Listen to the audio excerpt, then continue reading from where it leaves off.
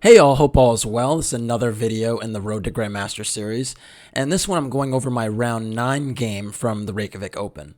Now, if you saw the round 8 video, you know that I lost a really tough one against Grandmaster Arjan Tari, and my strategy going into that round was to win with the white pieces because I figured that if I got 1 point from the last 2 rounds, I would clinch a GM norm. But unfortunately, with that loss, it meant that I was kind of at the mercy of the pairings. So I really need to have a high-rate opponent in the last round to give me an opportunity to actually get the GM norm with the win, because I definitely would need a full point from the next round regardless. So after I lost in the round 8 game, you get your pairing in the evening, and I was just kind of biding my time wondering, would I get someone strong enough? Would I get someone strong enough? And unfortunately, I was actually paired down, against one of the lowest rated players with the same amount of points as I did. So it actually wasn't enough. My opponent in this one was a pretty strong player nonetheless, a FIDE master from England named Peter J. Sowray, who was around 2350 FIDE. But it turned out that I needed someone, I think, in the 24 to 2450 range. And unfortunately, he was just 50 to 100 points short for me to get the performance rating that I needed for the GM norm. So win, loss, or draw, I knew that I could not clinch. And shout out to a friend of mine named Grant, who actually is a FIDE, or he's an arbiter in the United States and does a lot of this type of rating calculation stuff and works at the Charlotte Chess Center. And he actually told me, I gave him a call and I was like, hey, what are my chances going to the last round? Because I normally speak to him in the last few rounds to get a sense of what my chances are when he crunches the numbers and tells me. And alas, it was not enough. So unfortunately, my strategy didn't quite pan out the way I wanted to, because I thought I would still have a chance in the last round. But you can argue that maybe I could have, played it differently in round 8. But hey, can't cry over spilled milk, and you had to move on. And there's still another game to play. And frankly, if I lost a second game in a row, that would have totally undid a tournament that was pretty good regardless. Regardless of whether I was getting a GM norm or not. So I was just trying to focus best I could on this game and put my best foot forward. Like I said, my opponent in this one was a FIDE master, and was no slouch, so I definitely had to be alert, and it turned out to be a very, very tough game. So without further ado, let's get into it. So I was black, and Peter went c4. I played e6. G3, and already I could tell that this was going to be some type of fianchetto Catalan type of situation. And it's funny because, I already had a game in this variation with black earlier in the tournament against Grandmaster Alexander Fier, the Brazilian GM. And I had also had similar Catalan type positions in some previous tournaments as well. And it's funny that white players perhaps maybe had been targeting me in this line, maybe suggesting that I wasn't getting the best kind of positions here. But I don't know, I felt good with where I was chess-wise in these lines. So I opted for the same type of stuff, which was, these closed Catalan type of positions that arise after knight f6, e6, and d5. So anyways, we get a standard position here, bishop e7, castles, and against Alexander Fier, he played d4, which transposes to like the main line closed Catalan after I played the move c6. But here, Peter actually went for b3. And b3 is the other kind of, way to play this system, where you essentially delay playing the pawn to d4 because you're going to put the bishop on b2, and you want that bishop to be on the long diagonal, exerting a lot of pressure on the king. So the idea is that you can kind of keep the pawn on d2 for now and kind of wait to see how things develop. This is actually extremely popular at all levels, but especially at GM levels now, where, the white player just wants to get a game instead of playing these forcing lines that can potentially happen after d takes c4 in the Catalan. Note that d takes c4 here is not as ideal, because after b takes c4, white now has 3 central pawns and black has 2, and white argues that the central control is way more important than a flank pawn, so not necessarily a capture you want to make. And you also release this bishop on the fianchetto, so not exactly what you want to do. So because of that, I went for b6, just continuing with my development. And the reason I can get away with b6, I actually have mentioned before, is that a lot of times in normal Catalans, white can actually go for d4, knight e5, and queen a4 and target the c6 square. But now that b3 is played, I can play b6 right away because this queen can't pop out to a4. So that's something to keep in mind. So anyways, b3, b6, bishop b2, bishop b7, we're both developing, and e3. And e3 is the way that you kind of stop d4 once and for all, so that I don't like transpose to a Benoni type of system after like c5 and d4. It would kind of be like a reverse Benoni, but e3 kind of holds that up. And again, this pawn will stay on d2 for a little while white continues to develop because he wants to keep this bishop open here. So anyways, e3, knight bd7, knight c3. You might say, why put the knight on the same, like in the way of the diagonal of the bishop? It's not going to stay there forever, so it's not necessarily a bad thing. And then some lines, the knight might, maneuver to another square, so it's not a big deal. And in the meantime, it does influence the center. And I went c5, and here white went queen e2. Now, another reason you put the knight on c3, actually, is because in some lines, white might actually go for c takes d5. And the point is that after e takes d5, if that is played, white can go d4 and play against my hanging pawns. And you can see this pawn on d5 could potentially be an isolani if I ever decide to go c takes d4, knight takes d4. This pawn would be chronically weak. And also the knight coming to f5, this wouldn't be very desirable. So that's another reason you put the knight on c3, just to kind of eye the d5 pawn in the event that there are a few exchanges there. But yeah, of course, c takes d5 wasn't played in this position, because if you go c takes, I would probably go knight takes d5. And the nice thing about this is because the queen is on d1, you can't really like pin the knight to the bishop in any effective way, because I always have knight takes c3 with tempo. And if you play knight takes d5, I just go bishop takes d5. And again, I'm not, cooperating with white and giving myself these hanging pawns. And my bishop is, pretty good here, opposing the one on g2, ready to contest it on that diagonal. So all is good there. So that's why queen e2 is played, just keeping the tension in the position. And yeah. I went rook c8 here, which is another move that kind of keeps the tension, and I argue that rook c8 is a normal developing move. But there are actually many, many different ways to play this position. One other candidate move was d takes c4, which you might say, why would you release the tension? Well, the reason that this might be desirable is because now the bishop for sure isn't going to be pinned on with the d5 pawn the way it's ready to oppose the one in g2. And after b takes c4, if white ever tries to go d4, I actually get to play against hanging pawns. So let's say if like a6 is played, after d4, after I take on d4, if he plays e takes d4, I have these two pawns that I can kind of, play against after rook c8 and, again, target these hanging pawns. And on the flip side, if knight takes d4 is played, after an exchange on g2, I can go for a move like queen c7, and you can see the c4 pawn is now very weak because it's isolated and, really well blockaded by my pieces. So, in this position, white would have 3 pawn islands, black would have 2, and because of the pawn structure and that weak pawn on c4, black would have the advantage. So that was another way to play, to kind of argue that you may be able to play against the hanging pawns. But one of the things I was thinking is white wouldn't really rush with playing d4 at all. Like we said, the bishop is on this diagonal.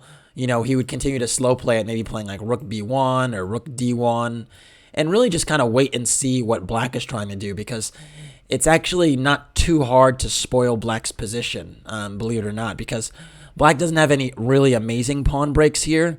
b5 is generally under control, and e5 would weaken some light squares. So it's kind of hard for black to, get in an efficient pawn break, whereas, white always has the option to play d4 and tease out that idea.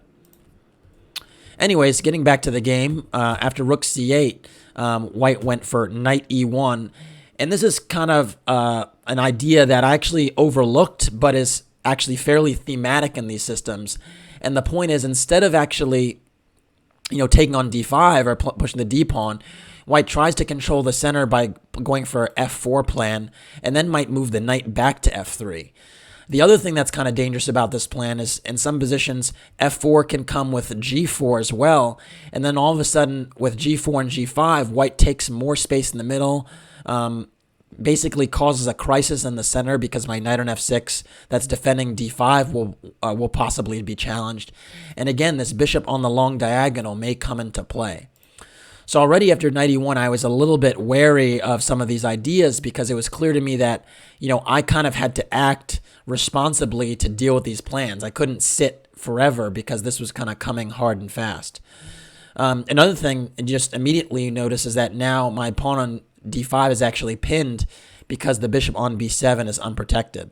So he actually did kind of beat me for the fight on that diagonal at the moment where he's kind of controlling it and I'm kind of floundering a little bit there. So really good move, knight e1. I went for queen c7, just trying to protect that bishop on b7, and now potentially renew the idea of d takes e4. And even though it does appear that I have some space in the middle of the board, again, white is going to maybe play for this f4, g4 ideas, and it might be desirable for me to exchange the light squared bishops, because then there's maybe not as much pressure on my center. So anyways, after queen c7, f4 is played, logical, now taking more space, controlling e5. And I went d takes c4 now because I thought it's time for me to, do something while white is going for this kingside space grab. After d takes c4, b takes c4 is played. And now I went bishop takes g2, and then white went queen takes g2. And I must say, this was a move I kind of overlooked. I don't know why, but I thought that getting rid of these light squared bishops would alleviate the pressure on the diagonal. But actually, the queen is doing a fantastic job of replacing white's, fianchettoed bishop. And at the same time, it's also actually helping to control some light squares in the center. So really, really, good multi-purpose piece on G2. And in some lines, G4, G5 again becomes more annoying. So good move, queen takes G2. I went rook fd8, kind of, trying to centralize. Again, I don't really have a clear pawn break here, immediate pawn break, but I did think this d2 pawn might be weak because it's backward. So my idea was to try and levy some pressure against d2, maybe get some pressure against c4 before white, is able to sort of get off this pawn storm. Yeah, it's kind of a race, and that's not always pleasant to play, to play with a race, because it's kind of like who's going to get there first. And especially with my king being the one under fire, while I'm kind of playing on the queen side trying to elicit some weaknesses, he's actually might be attacking my king. So even though the position is not like totally heated up right now, there are some sort of latent dangers in it. So anyways, g4 is played, and this didn't surprise me at all because, now it would seem that white is going to continue to take space on the king side. And I went knight b8, and my idea with that move is that I wanted to uncover the rook on the d2 pawn, and I thought my knight would be maybe well placed on c6 to challenge c4 later with a move like knight a5. So again, I really thought it'd be nice to elicit a move like d3 to protect c4, because then all these pawns would be kind of loose and the knight on e1 would be tied to the d3 pawn. So I kind of thought I had time for this. Another move that maybe is a little bit more to the point is queen c6. Again, trading the queens before this pawn roller on the king side happens. But even in these positions, the end game is kind of pleasant for white because he has pretty good control in the middle, and after g5, I'm getting pushed backward, and I don't quite have the counterplay on c4, d2 that I want right now. And really, my knight was the one that wanted to be on c6, not my rook. So I think that white would be quite okay here as well. Anyways, after knight b8, white went for g5, and I went knight e8 because I wanted to potentially redeploy that knight to d6 to get at the c4 pawn and keep my rook open on the d file. I thought, if I moved it to d7 here, where's this knight's future? Because now these knights are very superfluous, and this knight, if you just fan it out, there aren't any attractive squares for it to go to. So I thought knight e8, as passive as it looked, was actually a better move. Now white went knight f3, and it's here where, again, I really started to get a little bit concerned because this pawn chain is surprisingly healthy. d2 is not weak because this knight is reinforcing it. The c4 pawn is not a target right now, and he just has fantastic control of the center with his knights and his pawns. So it seemed like, all my pieces are on the back rank, and this has not been a pretty position, but I was, again, pinning my hopes on d2 and c4 being weak, and I need to step up to make that happen. So I went for knight d6. And the idea with knight d6 was just to target the c4 pawn right away. And I thought I was in decent shape here because if knight e5 is played, I thought I could go knight c6 and trade this knight, and then all of a sudden c4 would still be a weakness. So I thought I was in good shape here, but I actually missed white's retort. And, maybe it was just a sign of the times or the game or whatever, but knight b5 was played after some thought, and it's actually an extremely strong move by Peter, because essentially what happens is now my queen is attacked and my knight is attacked, and the pawn on c4 is going to be secured because he's going to get rid of these knights. Now, if I go knight takes b5, after c takes b5, my knight doesn't have any nice jumping squares in the middle of the board, and it's kind of dominated there. And this pawn on the light square restricts my pawns on b6 and a5. So, one pawn is controlling two, and that's never a good sign. And a4, a5 might be a nice, little lever later. So that was a problem. And because of that, again, I'm not getting at the pawn, so really tough luck. I went queen b7, moving the queen away because I did not want to strengthen this pawn by allowing it to go to b5. But now knight takes d6 was played, and after rook takes d6, I decided to do that so I can keep an eye on d2. But the point here is that now this pawn remained on c4, and it's still very secure. So there's, again, I don't have any pressure on white's pawns. And you can see this bishop is fantastic. It's better than my bishop. White's, again, controlling more of the center, and white's better. White now went bishop c3, which is a great move, just reinforcing the d2 pawn. And you can see that, with three defenders on it, it's pretty unlikely I'm going to, do anything to it.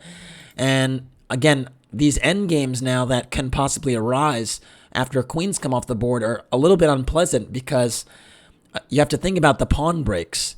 My pawn breaks are very, very difficult to get off, right? If I play for b5, I have to go a6 and b5, and I weaken my b pawn in the process, and he can play a4 to shut that down.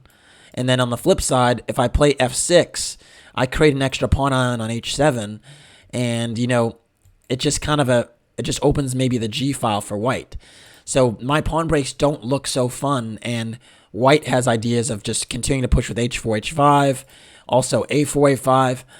And this is what happens when, the white player has more space. Sometimes the pawn breaks are just more pleasant to execute. So tough situation to be in. I went rook c d8, though, just developing, doubling on the d file, at least, pretending that I might have some pressure on the d2 pawn. And now white went for knight e5, deciding to trade the queens and getting into one of these pleasant endgames we talked about. But in this position, white could have actually been a little bit more patient because he can pretty much play knight e5 whenever he wants.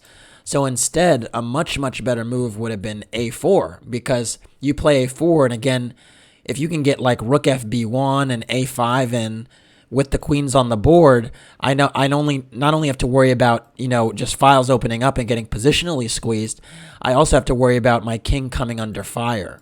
So this would have been a way to, keep more tension in the position and, ask me very important questions about how to deal with this a5 push. Now, a sample line could have gone knight c6 to kind of stop a5 in its tracks for now. And then knight e5, again, now pinning me on this diagonal. And then perhaps knight a5, queen takes b7, knight takes b7, and a5 anyway here. And you could see this is an extremely, extremely unpleasant position because, this could be a pawn sacrifice. But the point is that, when the dust settles, this bishop on e7 is very ugly. My pawn structure is very ugly. And the white rook can come to b1 and really wreak havoc. So, white would probably be the for choice in this position. So again, could have been a little bit better to keep the queens on the board a little bit longer, because knight e5 could have come, tomorrow or the day after that. There was no way for me to stop it. So anyways, knight e5 came, and I was kind of pleased with this because after queen takes g2, king takes g2, I did recognize that this, position is not very pleasant. But at the end of the day, at least the queens are off the board, and I'm fairly confident in my endgame skills, and I figured that, I wasn't going to get checkmated, so maybe this is the part of the game where I could, show my stuff and shine a little bit. And, one of the first order of business was to try and get this knight off this active post, so I went for f6. Note that f6 is a move I couldn't get off with the queens on the board because my king would have been under fire on the g file. So very, very important, again, why the queens maybe could have stayed on the board. After g takes f6, I played bishop takes f6 because I thought that it was more important that my bishop be active than, kicking away the knight right away with g takes f6. And I also was a little bit wary of allowing the g file to open up after something like rook g1. So I thought that, putting the bishop here was a little bit better. And the knight for now is kind of pinned because you don't want to move the knight back and allow me to spoil the pawn structure. So I thought this was a decent decision. After bishop f6, king f3 was played. And here I started to realize what the real problem was is, this endgame, white is actually doing great on all the sides of the board. Rook g1 is a potential idea to play on the g file. a4, a5 is an idea to play on the queen side. And to add insult to injury, this king could walk to e4 now and just, shore up the position and be a really, really safe piece there. And I was totally concerned that I would have zero counterplay. And so it just seemed to me that this position, the more I looked at it, the more I realized, my God, this is awful. So I just, it felt like I was getting outplayed. And I figured that I need to create some type of dynamics in the position or some type of imbalance before I get rolled over. And so I decided to play bishop takes e5. And the point is that, bishop takes e5 for white is not possible, so he has to recapture with the f-pawn. And in this position, I thought that there could be a little bit of dynamics because now this bishop on c3 is, first of all, shut out from the king side because of the e5 pawn. And now I have a knight versus bishop ending where my knight might be able to jump around and create havoc, whereas this bishop is tied to the d2 pawn. So I thought, okay, maybe this is my place to get chances. So anyways, after f takes e5, I went rook d7 back. And now white went king e4. And again, white is extremely active. This king is extremely secure here. You note that it's safe from checks, right? There's no f. It's controlling f6 and d6, which would be where my knight could give a check. And this bishop is also extremely, solid, protecting the pawn on d2. And a4, a5 is an idea to rip open my queen side. And even sometimes rook g1 is a problem. So white seems to be controlling on all sides of the board, and I have to get some counterplays somewhere. But again, there is an imbalance now, at least as far as the pawn structure, there's a little bit of an imbalance, and the bishop for now seems to be more of a defensive piece than an offensive piece. I started with knight c6. The point was just to, stop the d4 break, because that was something now that I also had to be concerned about. If I play, a really casual move, d4 could be a real threat here, and then d5 and just kind of steamrolling me. So I played knight c6 to keep that under control. And now white went rook f4, which is a good move. Thinking about doubling the rooks. Also, maybe eyeing a d4 in some lines if the king decides to go back to f3. Very all-purpose move. Also, the rook on the f-file cuts off my king. So my king can't get in the act. Although it's fairly clear that the king wouldn't really have much to say in this position right now anyway, with this long log jam in the center. So I wouldn't necessarily be doing it right away. So anyways, I went h6 now, trying to, kind of play this waiting game because I didn't really see any plan for me. There were some times where I was thinking I might, be able to pressure d2 if the bishop moved away, but I thought that I had to be patient. There are also scenarios where I was thinking about maybe giving up an exchange just to get some activity, but I kind of was thinking that now is not the right time because, if I do it right away, let's say after rook takes d2, bishop takes d2, rook takes, after rook af1, there's already a mate threat on f8, and I just thought the white rooks are a little bit too active here for my taste to compensate for, to compensate for my activity. So I figured that the sacrifice here was not enough, even though I might get a few pawns, because my king's just a little bit too weak and these rooks are too active. So instead, I decided to wait and see, all right, what is white trying to do? A better move, actually, the computer recommended instead of h6 was knight a5. And this was just not really on my radar. I considered it for a second, but I just ruled it out because I thought after bishop takes a5, b takes a5, and rook b1, I thought white's rook got way too active and that, my pawns were a little bit weak here anyway, so I didn't think there was any serious chances. The computer actually says black is slightly for choice here after, I'll just show the sample line, rook takes d2, rook b5. That in itself is like a tricky move to see in my opinion. I thought rook b7 was the idea I feared the most, but it turns out after rook b7 I can actually defend that one fairly easily, because after rook takes h2, if rook f7 I can go rook g2 back. So just to show that, if rook b7 takes here, rook g2, and I actually am defending g7 and can start to push my h-pawn. So it actually is not as dangerous as it looks. And, the computer's saying rook b5, takes,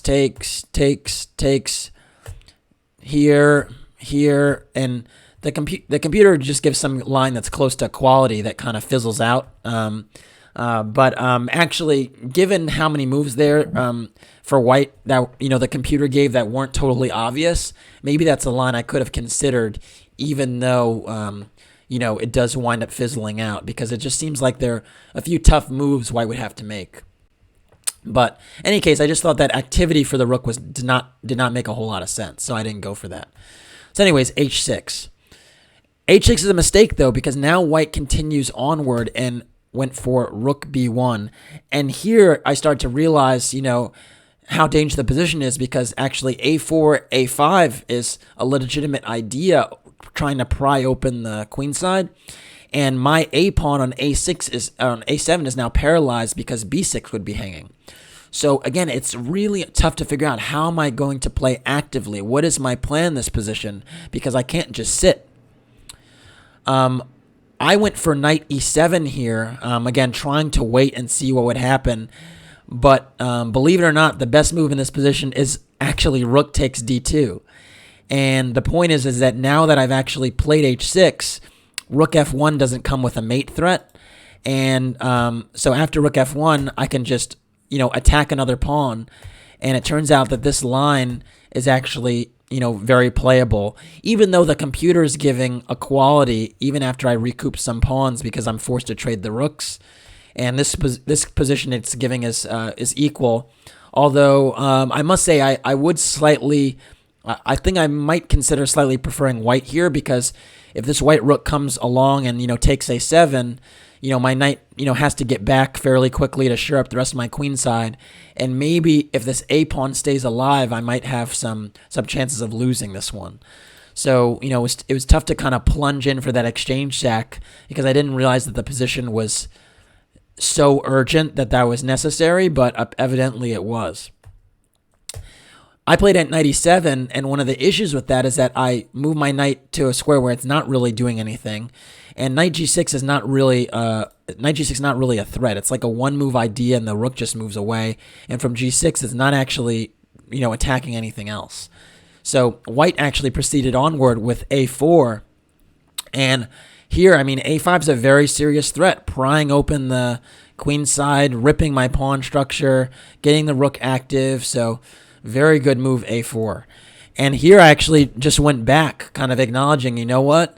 Yeah, a5 is a serious threat. I need to come back with my knight and get that under control. In this position, white went for h4, trying to take more space on the king side now. And this is a reasonable move, but actually even stronger would have been rook g4.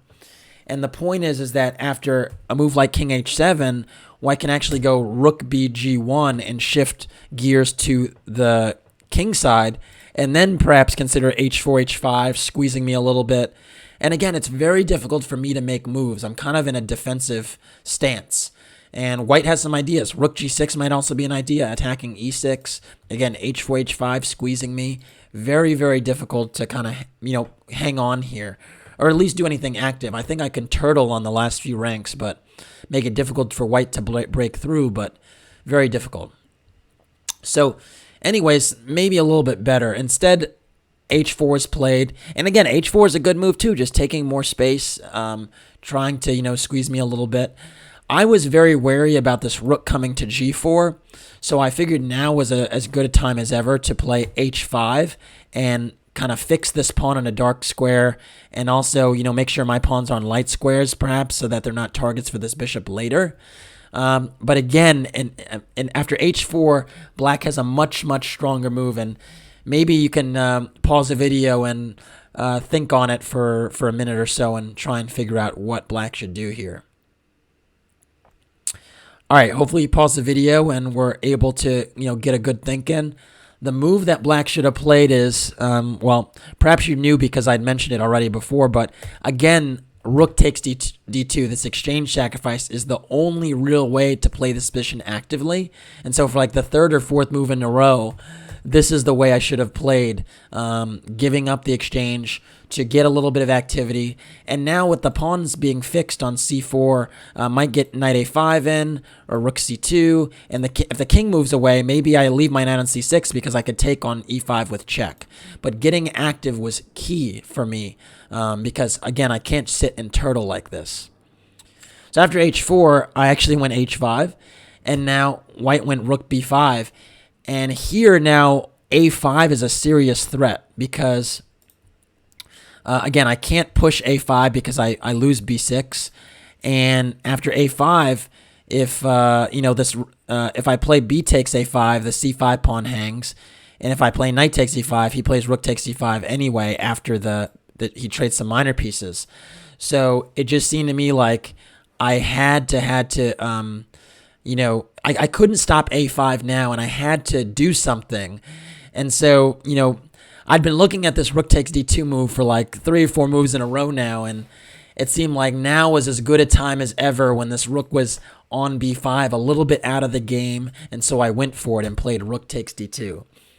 And it's, quite fortunate that rook b5 was played because this is actually the best version of the position of the exchange sacrifice I could have gotten.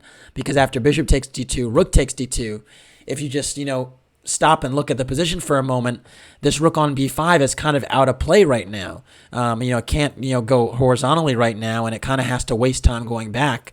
And on the flip side, that means that it cannot easily support the f4 rook. And rooks that are not connected are sometimes don't really, coordinate well and work as effectively. Note that if this rook was all the way on f1, rook f8 could be an idea, but now that's going to take time. In the meantime, I can get some counterplay on white's weak pawns. I think the funny thing about this position too is all of white's pawns in the position are fixed and weak and kind of weak. They can't be advanced anymore, and so they're kind of sitting targets for me to pick off. And so white really has to hustle to get his rook back in the game. And again, note this rook on f4 also has limited mobility. It can't go anywhere forward on the f-file, and it can't go to g4 either. So really kind of funny that this was the best possible version of the exchange sacrifice, even though I waited a few moves to actually play it. So anyways, after rook takes d2, white went rook b1 back, shifting gears very quickly. And I went rook a4, trying to secure the a4 pawn. Rook g1 was played, trying to get counterplay on the g-file. And I think the reason why this was preferred over rook f1 would be that my king could just go to h7 and scurry away kind of safely, and there wouldn't be any more checks. Whereas after rook g1, in some lines he's actually threatening to play rook f6. Point being that I can't take on f6 because I'd be pinned, and then he could switch over to g6 or just take the e6 pawn. So I think that was why rook g1 was played, and it's a reasonable move. I went rook takes a4 though, and now you can see these pawns are starting to collapse, and already the material is equal. So, I have 2 pawns for the exchange, and my knight, is potentially going to hop around a little bit, and I didn't think I was winning here, but I also didn't think I was worse anymore, and I thought that, this was very, very difficult for white to play because there are so many different checks you have to worry about with the king on e4, so I did feel very, very good about my chances. White went rook g5, attacking the h5 pawn. I'm trying to think of why now rook f6 wasn't played. I think it's just because after rook takes c4 check, the king has to go to d3, f3, and either way you go, now I have knight takes e5 check as well. So actually that's why rook f6 wasn't played, because I'm taking everything with check, and yeah, this is not a good position for white. So yeah, so instead of that, rook g5 was played, and I played rook takes c4, and after king d3, I can't take on e5 with check because the rook is protecting, so fair enough. And my rook is hit on c4, so I went for rook c1, just getting out of there. I didn't want to trade the rooks, of course, because it wouldn't be as easy to push my pawns without the rooks. And I didn't see white having any sort of attack here because he can't really pressure the g7 pawn right now. So I thought I could even keep the rooks on the board and keep the pressure on. So white went rook f3, and his idea is to shift gears to play rook g3, but this may be a little bit slow. I went for rook d1 check now, hitting that king on d3, and now if needed, I could even go rook d7 back and protect the g7 pawn. And I thought I was in really, really good shape here because it just seems like with having 3 connected pass pawns on the queen side, it'd be hard to stop those once I nullify this king side initiative that white has. It turns out, though, that this very next move is actually the losing move for white, and that he was actually still in the game. The computers prefer king c3, and I think the point is that there's no immediate check besides rook c1, so I probably need to go back to d7 and protect g7, and that might slow me down a little bit. Instead, the move that was played gave me an opportunity to kind of continue to put the pressure on, and the move that Peter played was king c4. And now I was able to play rook d5, and the issue is now I'm able to take on e5 with check, which is a huge, huge deal, because if I take on e5 with check, then my knight can also hop over to g4 potentially and block out some rook g3, rook takes g7 stuff. So king c4 was, a mistake, and to be fair, was move 38, I believe. So, I was definitely up on time a little bit, and, it's not a huge surprise that when you get close to the time control to getting that extra 30 minutes at move 40 that, sometimes blunders creep in. And of course, this is also a very complicated position. So anyways, after rook d5, white played rook g3, but now I have knight takes e5 with check, and this actually turns out to be decisive because he's never actually going to get to take on g7 with both rooks on the board. So actually, after knight takes g5, the king went to b5. Note that if the king goes back to c3, I have so many moves here. I think the one that maybe is most attractive would be like knight g4, just protecting everything. And I think after a move like rook takes d5, e takes d5, that, black is, the one that's in the driver's seat having all these pawns. Yeah, this is probably just winning. So I'm actually already threatening knight takes e3, and you can't play rook takes because d4 check. So just too many pawns to cope with. Anyways, after knight takes e5, king b5 was played, and now I went c4 check, again, another tempo gainer. And now the king has to come back again. Note that if the king goes to a4, I have rook a5 check if I want, and after king b7, well, maybe I wouldn't go rook a5 check because g7 is still under fire, but the king being on a6 is not a pretty sight. Let's just put it that way. And yeah, I think black is totally fine here. I could even throw in g6 if I wanted to, just to protect everything. And okay, h5 is hanging, but this is not necessarily the pawn you want to capture when I'm the one that has the furthest past pawn now, and you don't have any pressure on my king. So I think black would be totally winning here. I'd have to figure out what would be the right move in this position, but black would certainly be winning. So anyways, king after c4, king b4 is played, but that now allows a5 check with tempo. And I'm just trying to, get my pawns a little bit further up before I deal with this rook takes g7 threat. King c3 is played, and now I went rook d3 check, another tempo gainer. And this one I really, really like because now I don't even have to trade the rooks and win this endgame with a knight and a bunch of pawns. I could keep the rooks on the board. Because now after the king comes back again, now I get to go knight g4. And, at the end of the day, this pawn in h5 is not really significant. It's really this pawn on g7 that's getting to my king. And now that he doesn't have those threats, I should be fine. So rook takes h5 was played, taking the pawn on h5.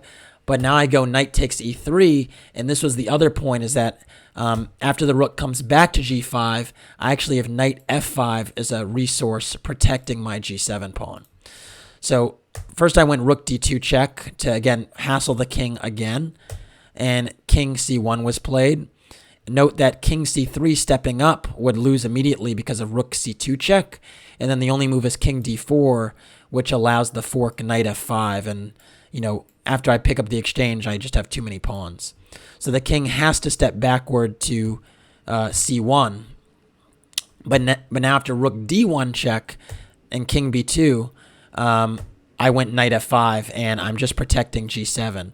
And it's still a slight technical task because, my pawns aren't, totally up the board yet and completely connected. I still need to get this b1 involved a little bit more. But I just have too much activity and too many pawns, and my knight is a little bit too active right now for white to really, stem the tide. And this rook on g5 for the moment, with my knight being here, doing a great job of defending the g7 pawn, but also cutting this rook off from, participating on the queen side. So it really seems like it's like a really unfair fight because this rook can't really help. So anyways, after knight f5, rook g1 was played, and I went rook d3, just not, trading right away. I probably could have traded, but I think given the circumstance where my pawns were, and I just wanted to keep the rooks on the board for a little bit longer. So after rook d3, you note that rook g3 can't be played because the knight's guarding the square. So that was another nice thing about it. So after rook d3, rook a1 was played, at least slowing up b5 for one move. But now I went for rook b3 check. And after king c1, I went knight d4.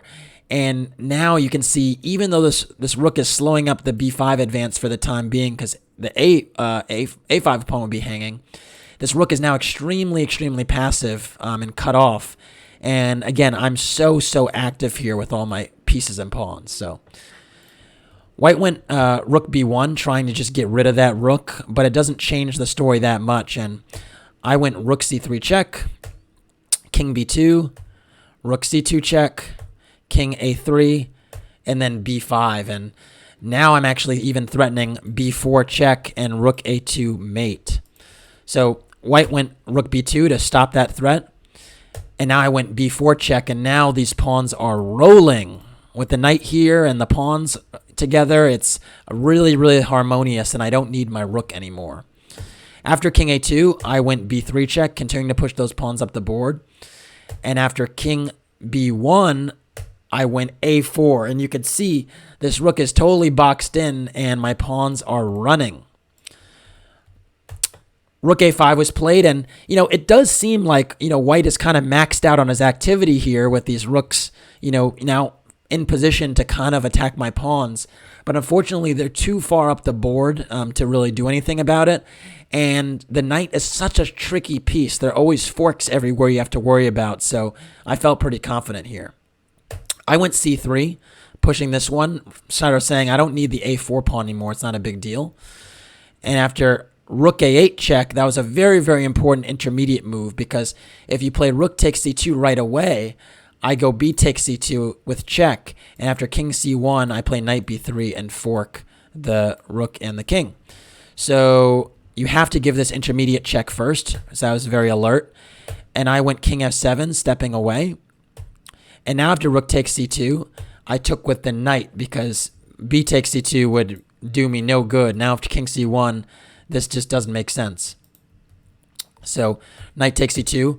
And there's just some very annoying threats because basically if my knight is able to support one of the pawn's queening squares, the game's going to be over. So immediately the threat is knight a3 check and then b2 because the knight would support the b1 square.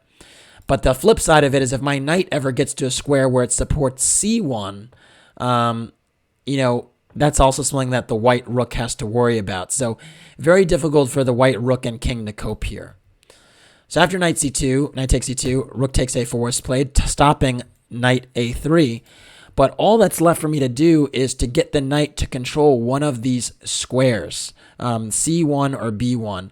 And temporarily, I can't control b1 because of a3. a3 is covered, so I decided to try and control c1. And I started with the move e5. And the idea with e5 is that I want my knight to, get to d3. I would love to get to d3 so I control the c1 square and can threaten c2. But I can't do that right away. I can't go like knight d4, knight e2 or anything because my pawn was on e6 and the rook was covering. So I just make a useful waiting move. Now, the problem for white is that the rook on a4 is tied to the a file. Because if it moves, let's say rook e4, again, I have knight a3 check, king c1, and b2. So the issue is that white is tied down with the rook, and it's really hard to move. White went king c1, stepping away, so at least now the knight move doesn't come with check. But again, the other square that I was trying to control was c1, and now I'm able to do that very, very efficiently with my next move. So I'll leave it to you, black to play and win. After this next move, white resigned. All right, hopefully you got a chance to pause the video and try to figure out the move. I thought this was a nice aesthetic touch, a nice move to end the game, and it was knight e1. And the point is now this rook on a4 cannot contend with knight d3 check. And whatever white does, once this knight lands on d3, c2 is decisive. So let's say king d1 is played. Now I have knight d3, and now c2 check is coming, and that is all she wrote. So there's really no way to stop my knight from getting to d3, not square, to d3, and then, pretty much the pawns roll. And again, that's why I played e5, because now this rook can't come over. So that was it. I won the game, and I finished the tournament with a win, which felt good.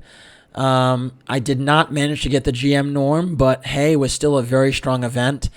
And, I picked up some rating, which is always a good thing.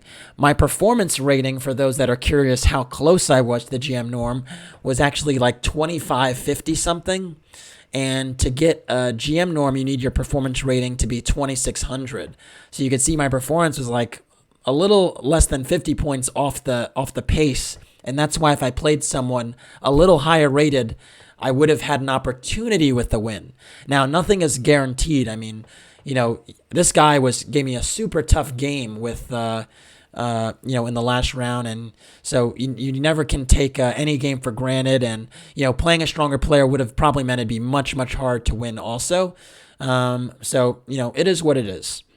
But I was very happy with my result. And, the Reykjavik Open is always a fun tournament to play because at the end of the last round, they have a nice closing ceremony with champagne and wine and cheese, and it's just a nice atmosphere. And there are players all over the world really that come and play this tournament in beautiful Iceland. So really, really a pleasure. And I would love to thank the organizers. It's always fun to go. It was my second time playing in the event, and I hope to be back there in the future. All right, that's it for this one. Thanks for watching. Please like and/or subscribe to the channel. And if you want to support the Road to Grandmaster journey, you can do so by making a donation in the PayPal link in the description below. Take care.